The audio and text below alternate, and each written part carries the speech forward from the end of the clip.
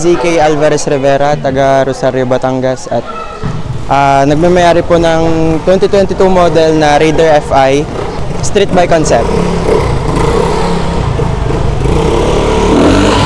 Ang una ko pong modification na ginawa is yung rim set. Kasi first of all po, binagay ko po siya sa team ng color ko po na red and black. Kasama yung alloy parts. Naka-lighten outer tube na po. Then sa clutch po, naka-Koken X transformer po siya na premium high grade. Nag-upgrade din po ako ng radiator para sa cooling system. Naka 2 rows na po siya na alloy.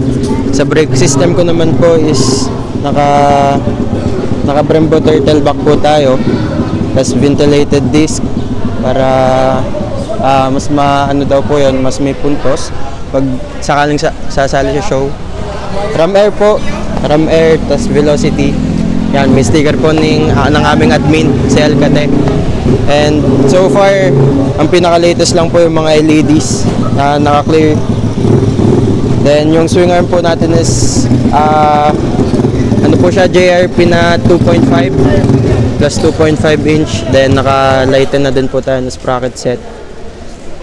Tapos din po siya, naka-rim up ECU na lang din po. Then sa handlebar po, naka-mid-rise po tayo na NUI. Tapos naka-domino Honeywell switch po, plug and play, lahat gana.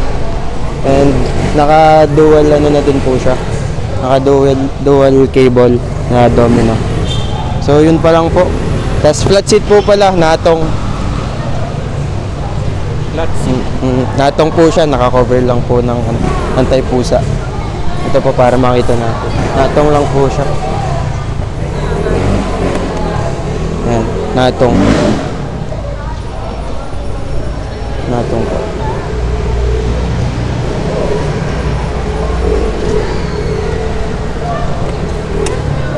Nag-start po ako ng na magka-interest po sa street bike at sa pagmo-modify po ng motor nung siguro nasa 15 years old pa lang po ako.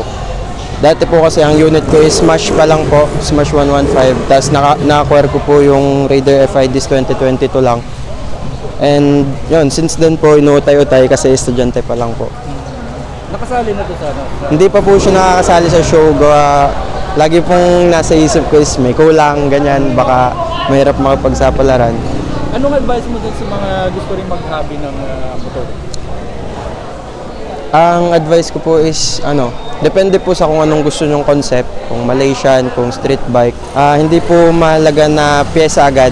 Ang mahalaga minsan sa motor is kung paano mo siya ititindig ng ayos.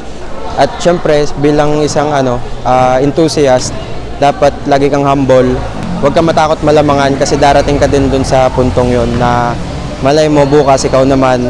Basta tiyaga ka lang, mag-ipon ka lang or dumiskarte ka sa buhay. Lumabang ka ng patas.